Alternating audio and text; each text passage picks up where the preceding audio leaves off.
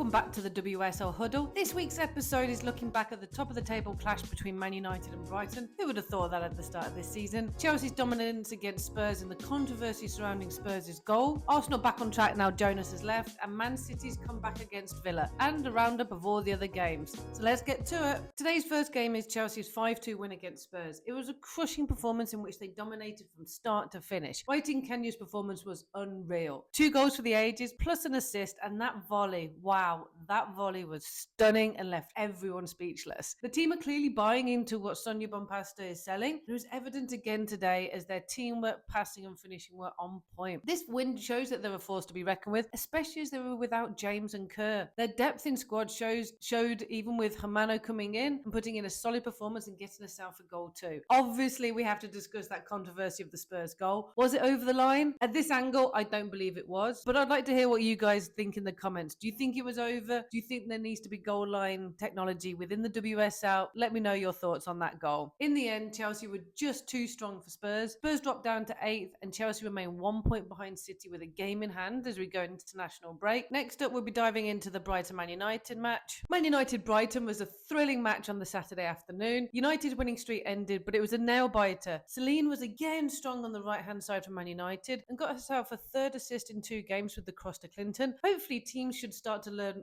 soon that they can't allow her that much time to pick out a cross. And United dominated the first half and really should have gone in at least 2 up, but Clinton was unluckily denied by the bar. Brighton fought back in the second half, took the game to United and had a great chance from a well-worked team effort, but it was put wide. But then, of course, it had to be Nikita Paris, the former United player, scoring a great instinctive diving header. She scored 16 last season for Man United and she's grabbed another couple already right in this season. She's a prolific striker if I've ever seen one. I have to give a shout out to Bagley in this game as it was inspired goalkeeping and a number of quality saves that she made to deny Man United the win. Despite the setback, United remains a strong contender in the WSL and Brighton are looking a really good outfit too. Both teams will be disappointed with a point, but also relieved to have not lost as they both continue their strong starts to the season. Arsenal had their first game in the WSL since Jonas left and they made a real statement in this victory. It was a strong performance and shows they're ready to make a go of it and challenge for the top spot once again. Russo looked lively in the first half and was unfortunate to not get a goal. In the end, the team had to wait to the second half for their goals and it was inspired substitutions that won it for Arsenal. Stina came on and made a real difference. She had a great chance when she just got on the pitch and won the penalty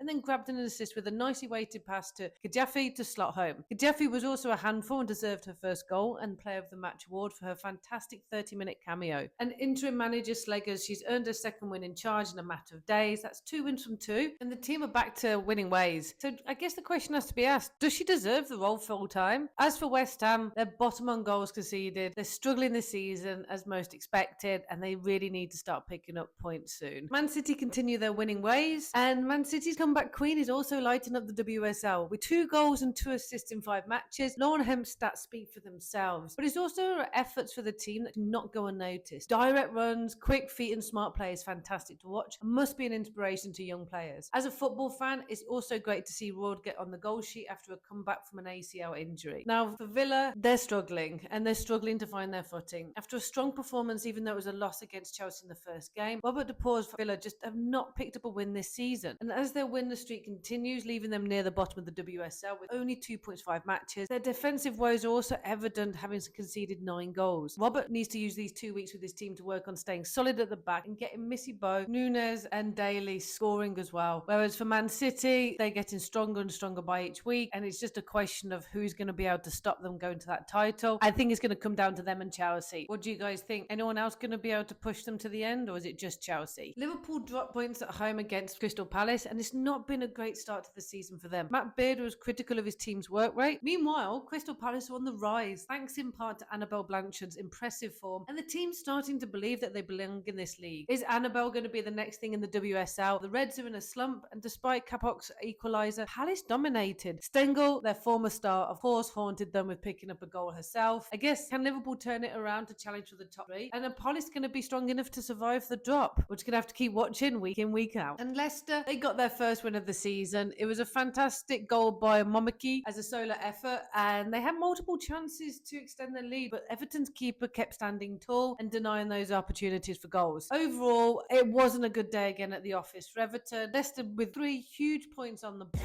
And that's it for this week's WSL Roundup. I've been your host, Football Feminino Fee. Check out some of the other videos and like and subscribe for more content on women's football. Have a great week, guys.